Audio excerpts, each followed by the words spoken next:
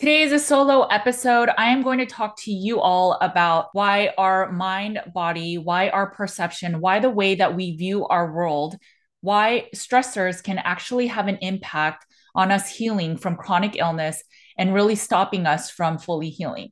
This is not just about nutrition. This podcast is all about wellness. And our practice runs a few groups, and they highly recommended that I share this content publicly. So here we are. If you are stuck and you are just not getting better, sometimes working on the mind and body, working on limbic system retraining, and the way we just view the world may be the missing piece for you to get to root cause healing.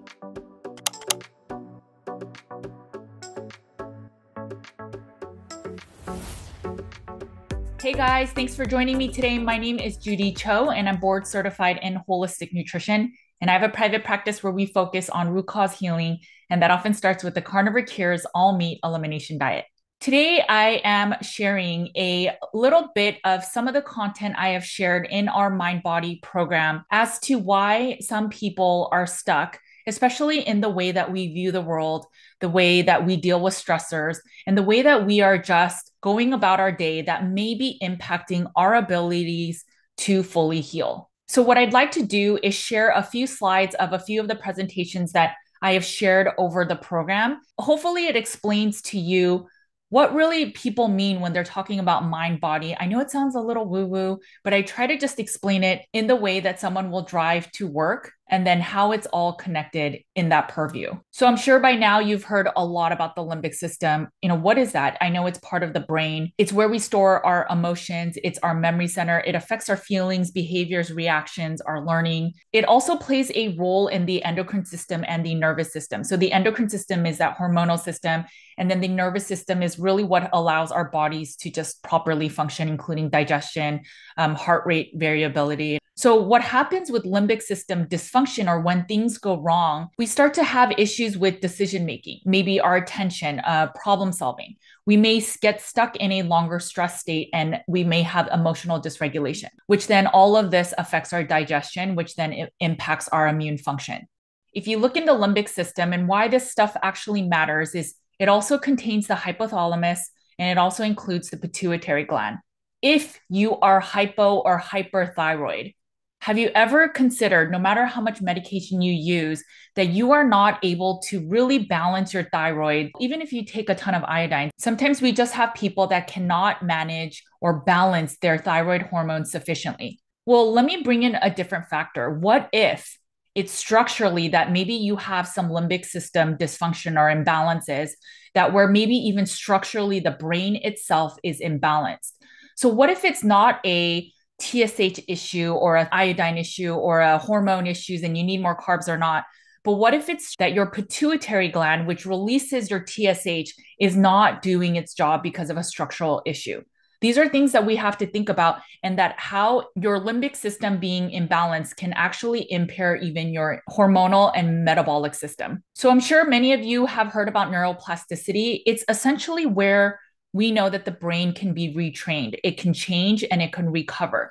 We have different ways that we like to do things. And once our brain learns, we start working on autopilot. In our groups, I've brought up a few examples, but two ones that I'll really quickly bring up is the road to work. So when we first learn the road to work, we get really confused of, do we take the freeway, or do we take the highway, or do we take the back roads? And we try to figure out a way that will best get us to work safely and in the shortest amount of time.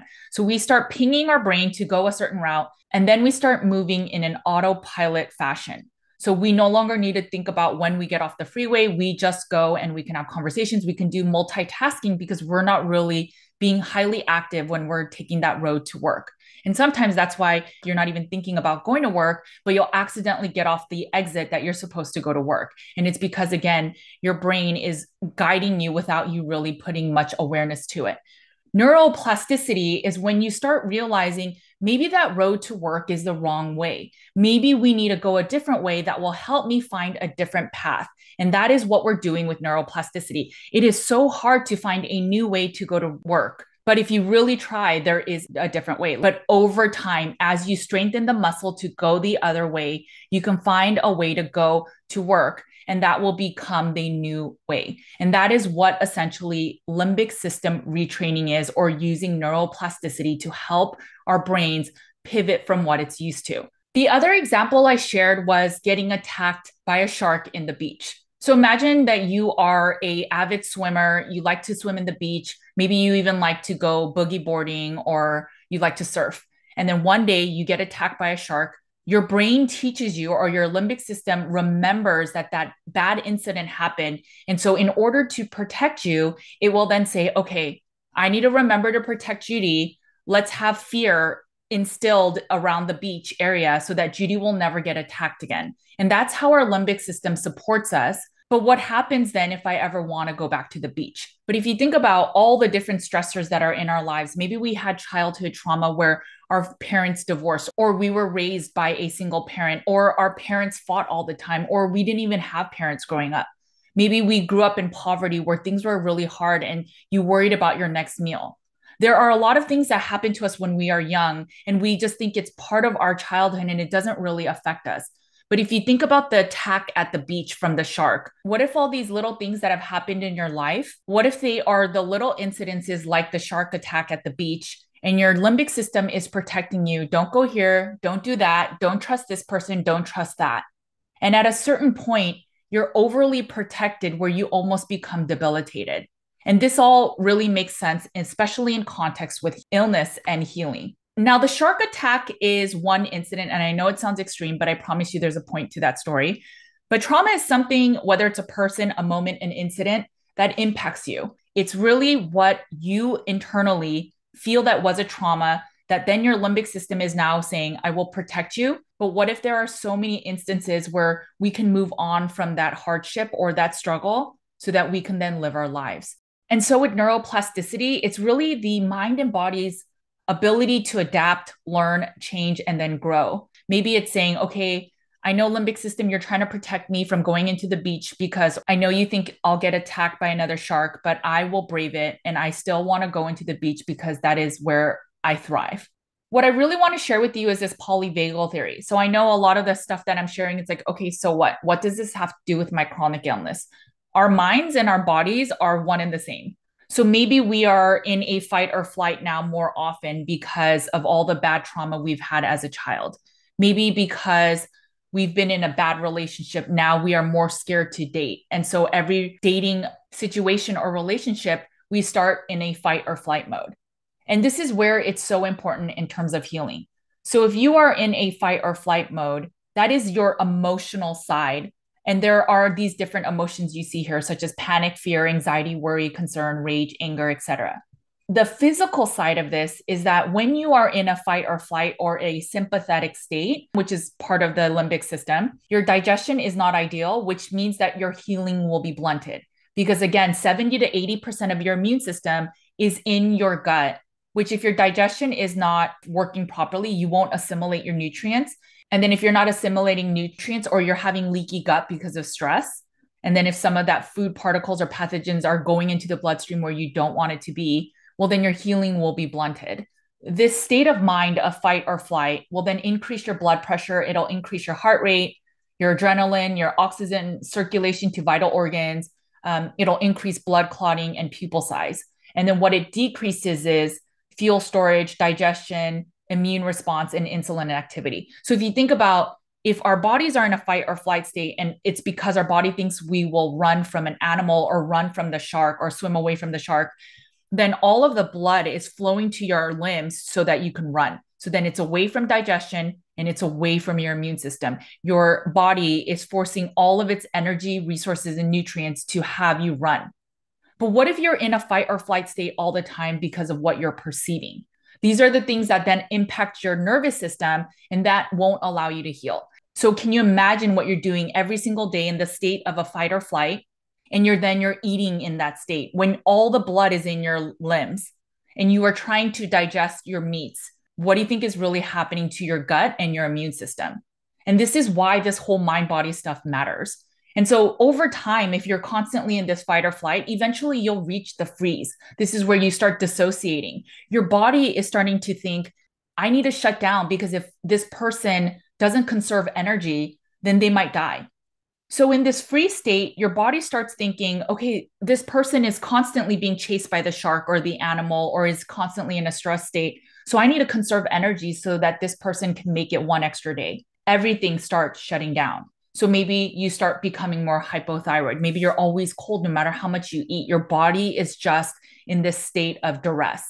There's a complementary theory that's called the cell danger response, where they talk about how cells in your body also do the same thing. So when a cell is even being attacked too often, whether it's pathogen removers, antibiotics, antivirals, but eventually, if you are using too many things that are trying to remove from the body or attack the body, the cells also start getting into a free state of, I'm going to shut down to conserve energy. They start acting like they're in a cell danger response and they go into hibernation. You want to have the energy, but you don't. You are in a constant state where your vagus nerve is not fully supporting you. And instead, your heart rate's up, your blood pressure again, muscle tone, facial expression, everything is in hyper arousal. And then in this state, your heart rate decreases, blood pressure decreases, your temperature decreases. These are all signs of hypothyroid. Your muscle tone, facial expression, eye contact, social behavior. You don't want to see anybody. Sexual response, immune response, everything is lowering because, again, your body is conserving energy. So whether it's all the way down to the cell structure or you just functioning as a human being, everything is conserving because you've been constantly in this fight or flight, overwhelmed state. And so what ends up happening is you start to increase your fuel storage. So maybe you will gain weight during this period. Insulin activity goes up. And then endorphins start numbing the body so that you don't have to feel anymore. Now, in this theory, this polyvagal theory, they talk about, if you look at the white section, the social engagement, this is where you need to be emotionally and physically to then start really healing. So you'll feel joy in this place, be present. You'll have groundedness. You'll have openness, curiosity, compassion, mindfulness. You'll want to connect with others. And then in this place where you are calm, digestion is optimal and healing is possible. This is where your digestion increases, the intestinal mobility is improved, your resistance to infection improves. Again, if your immune system is mostly in your gut, but your gut is always hurting, can you imagine how well or not well your immune system is doing? It's all related. So if you are in a rested state, you are more primed for healing. So how do you even get into this social engagement space? That is what we teach you in the Mind Body program. It's tools like rewiring activities, movement, breathing, social connection, visualization, journaling, doing somatic or body-based therapies, using heart math. We use limbic system retraining as well. There's so many different tools, but it's obviously finding the tools that make sense for you to basically say, no, thank you, limbic system, but no, thank you. I'm going to still go into the beach. No, I'm going to find a different road to work because I know this road is much better than the other road. We also talk about addiction and how a lot of times when our dopamine levels start going lower, we try to hit the addictive tools. And at a certain point, what once used to be cathartic becomes an addiction and it no longer provides the benefit or the dopamine hits that it used to, or it just takes more and it's to a point that it's detrimental for your life. So if you find other tools that will also give you dopamine hits, but just in slower doses, but can actually support you more longevity-wise, those are the tools that we try to teach you in this program. I wanted to give you the example of forgiveness. So I know forgiveness is such a hard topic. We talk a little bit more about it in the program, but oftentimes we say that person ruined my life. But I argue in the program that actually forgiveness is not for the other person, but it is for you. When you hold on to anger and you hold on to the negative emotions that impact you because of the other person or the triggering event, you will never get over it. And I asked the people in our group, how many times do you think that they're actually even thinking about the thing that they did to you? Yet, how many times do you think about it? How many times does it affect you daily where those memories come up and then they trigger you and then it affects your mood and then it affects your behavior? How many times do you think it affects them? But how many times does it affect you? And so I gave this example. We have an event, or maybe it's a person that we see, something triggering, and then we have a response. And then whatever our response is from that event or that triggering activity is the outcome that we get. And when we times this by multiple things that happen a day, this is our life. As an example, if you saw a person you didn't want to forgive, and then your response is anger, resentment, bitterness, anxiety, then the outcome might be that you're now stuck in the fight or flight or even freeze. And then you feel unwell and your day is ruined. You could see how then you quickly go into the polyvagal theory of fight or flight or freeze. And so I argue that what we need to do, what we need to work on is that we need to change our response. If you choose to forgive, you see the person that you forgiven, and then the response is that you just don't care. You see them, lack of care, there's more apathy.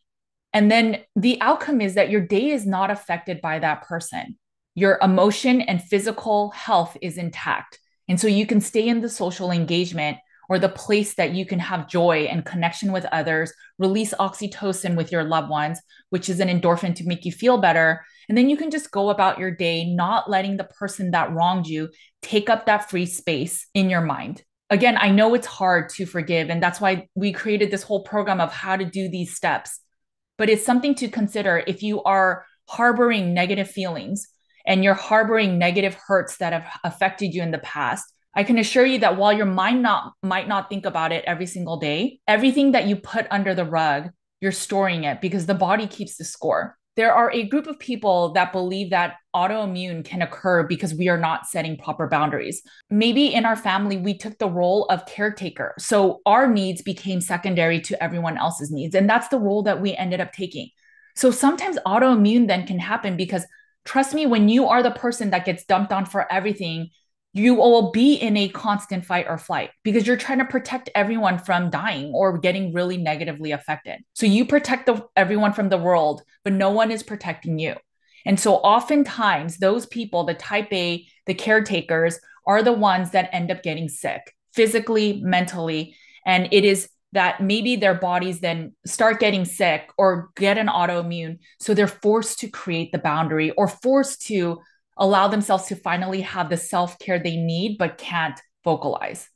I would say to take a pause and think about your own life. If you are suffering from chronic illness, are you the caretaker? And could it be that you have let all of your needs and priorities go to the wayside, and now you are forced to take care of your health, yet you are still playing the role of the caretaker? These are things that you should think about if you are not healing from your chronic illness. I'm not going to spend a ton of time on this section, but I just wanted to touch this book. It's not perfect. I really like this book, though, because it talks about the expectation effect. So David Robson really tries to bring home that our expectation shapes our reality. So for example, if a person expects a medication to reduce their pain, their brain will release natural pain-relieving chemicals, such as endorphins, dynorphins, endogenous cannabinoids, such as anandamide, serotonin, GABA, and it leads to actual pain relief. It's a little bit of that placebo effect. So what happens if we think we're sensitive to a supplement, or for sure that meat will make me react, or for sure this will make me sensitive? Do you think that if you eat something, you'll have a histamine release? I'm not saying that everything is emotional, but I am saying that could some of your perception be causing the self-fulfilling prophecy to happen? Because studies show that the placebo effect or even the nocebo effect is very real. So a nocebo effect is when there's really nothing that would adversely happen to you, but because you believe it's adverse, it will happen. So when you read a horrible long list of side effects from a drug, you have a higher chance of actually reacting because you've already read and basically prompted your limbic system to say, watch out for these things. And then you look at it and then you will react. There was a story about pain. Henry Beecher, he was an American anesthesiologist, and he talked about the power of placebo. He served at the end of World War II in Italy and France, and he had to treat a lot of really bad wounds. What was fascinating about the story was his nurse, they were in short supply of morphine, and so they had to undergo surgery without it. So Beecher's nurse would inject saline solution and then tell the soldiers they were getting morphine. And then 90% of the soldiers felt the effect as if it was a real drug. So just the belief that there was morphine in their pain medications, these people felt 90% efficacy with water saline injections. So if you think about that, what does that mean when we feel like we will be chronically ill? I think this sums up a lot of what I'm sharing. So we have 50 to 70,000 spontaneous thoughts, ideas per day, and they use 100 billion neurons, which connect 500 trillion points through synapses. That's all the stuff that we're talking about with the limbic system, with the brain wirings, how we're on autopilot. The negative beliefs are more sticky and are remembered more easily. It's part of the self protective mechanism, it's a negativity bias, it's our limbic system helping us stay protected. So the belief of I'm never going to get better. Carnivore diets don't work for me. No diets work for me. Mold is everywhere. I will never heal. I will forever be struggling with X. All of these thoughts, if you were to take a second and you actually sat down and asked these questions to yourself and then really asked, do you think you can get better? Do you feel you could ever heal? And if you've never thought you can heal, I don't know if you ever will. Because how can your brain imagine a future that you yourself have never really imagined? And so, of all these 50 to 70,000 spontaneous thoughts, there's only 6,000 active ones that we see per day. And so, the goal of limbic system retraining and using the benefits of neuroplasticity to help mold our brains differently to benefit us, to heal us, to find a different way to work, or to get back into the beach. These things are so pivotal for healing and to living your best life. And so, of those 6,000 thoughts, the goal is to be able to change some for positive. And so, the question with you, with your illness, with whatever you are struggling with in your life, is when you see a bee, do you see it as death? And then all the negative 50 to 70,000 spontaneous thoughts and 100 billion neurons, is that what is triggered in your mind? Or is it that you see a bee and you're like, it brings really sweet stuff like honey? And then do you have hundreds of billions of neurons in your system releasing happy thoughts? And then think about that polyvagal theory. Do you think the guy on the right, the guy with the death in his head, is in the free state? And then the woman is in the joy or the social engagement state? And you could see that if the bee was how you perceive the world every single day, do you think the guy on the right is going to heal or the girl on the left? And these are the questions that we must ask ourselves every single day, whether we're doing a carnivore diet, whether we're trying to heal from SIRS, mold, Lyme, tick bites, vector illnesses, environmental illnesses, MCAS, histamines. Are we viewing the world as the bee that gives us a toxin or a bee that gives us the option for honey? And that is where ultimately so much of your healing can be impacted. Some of the studies I didn't touch upon was that there were instances where people that were in rehabilitation, when they planned their day ahead, they wrote it down and they envisioned a way that they would heal, that they were the ones that healed so much faster than the people that were just on rehabilitation and said, I know I'm going to heal. It is a big difference because your brain does not know the difference between when you perceive something and when you view something. So imagine if you're always perceiving that you will heal, that your life looks like this in the future, that you will be able to run and not be affected by mold as much, or eating certain foods that are a little bit more processed that you won't get as affected. Your brain does everything it can then to meet that reality. But if you've never imagined a future that's better than you are today, I assure you, your brain is not working towards a future. I want you guys to be the person that looks at the bee and then imagines honey. This is not a conversation about fructose, so that is besides the point. So one example we share in our program is this cognitive reframing journal. I think you guys can see how it works, but it is so powerful in basically changing our emotions and our feelings. What we're really trying to get at with an example like this is how do we change our gut knee-jerk reaction to an instance, then believing it's true, and then responding the rest of the day as if that was a fact, and then it ruining our day. If you don't like the outcome, you have to change the response. And the response can be so many things. In this particular section, it was the neuroplasticity tools like changing your thoughts, using reframing, using that journal we just talked about. There's many other responses you can have, but the goal is so that your outcome changes. We also talk a lot about families and how if you don't like the family outcome, you can change that by changing your response. So here's some stories of people that changed their response. Albert Einstein wasn't able to speak until he was 4 years old. Jim Carrey was homeless as a child. Franklin Roosevelt was paralyzed at age 39 from an illness. Beth Hamilton was age 13 and she lost her arm to a shark attack. She was a surfboarder and she loved being in the beach. And her limbic system most likely told her never go in the water again. It is not worth it. It is not worth going in the water where you would get hurt. But instead, within a month, she was back in the water. And then just in 2 years, she won the first place in NSSA national championships, which is even difficult for people that have all their limbs. So again, if you don't like the outcome, change the response. If you are going into a carnivore diet and believing all diets don't work for me, I assure you, carnivore diet won't work for you. If you believe that every program you do does not work for you, I assure you, no program will work for you. And then we could say that with marriages, relationships, jobs, events, friendships, protocols, diets. It is everything and anything that you perceive of the world. How is that affecting you? And then how is it affecting your body? You cannot fix your way out of an illness. We see that all the time. You cannot fix yourself out of a tick bite, or you cannot fix yourself out of moldy environment.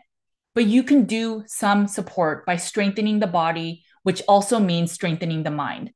How do you view the world? If you wake up and you look at the world and you're thinking, oh, I have back pain, I have joint pain, I'm fatigued, I'm tired, I barely want to get up, I'm just going to scroll through my phone, or I'm just going to do the easiest thing to get dopamine hits, and then you're already in this negative spin, then it becomes easier to think of all the negative things that are constantly occurring. And again, you have 50,000 thoughts that you are not even aware of. And so everything that happens that day, then it can be a snowball effect of everything being negative. Whereas if you wake up in the day, you look at the sun, you go out and take a walk, or you do something that brings you joy, whether it's listening to music, reading scripture, doing something that fills yourself with joy and love. Imagine how then you proceed for the rest of the day. If you don't like your outcome, change the response. If you are constantly sick and every single day, all you do is go online and look for the next best answer for your illness, guess what you're doing? All you're doing is pinging your brain to realize everything in your life has only to do with that illness, whether it's a VOC, and all you do is ping your brain to be hyper aware of all the VOCs that you're being affected by. And all the 50,000 thoughts will now support you to look for all the VOCs that you're not even aware of. There was a person that used to work in an office and was starting to get sick. She wasn't sure what was happening. She went to a doctor because she felt really sensitive. Her doctor eventually found that across the wall from her office, they had a lot of VOCs, certain types of chemicals, organic compounds that were making her sick. So then at night, because she didn't trust her doctor, because she didn't trust standard care, she said, I am going to be my own advocate, and started searching and searching and searching, scrolling through all this content to learn and understand. And then she started learning, like, wow, there are so many other different types of VOCs. Eventually, from all the research, her brain got so triggered and stressed by all of the things that she was pinging in her brain that guess what happened? Eventually, she couldn't even walk down the street because the dryer sheet smells that were blowing out of homes were affecting her, when before it never did. So she would have to walk around with the full headed mask to be able to even walk around. And I know that's a more extreme example, but how much is your research and your desire to support yourself almost making you live in your illness or exacerbating your illness?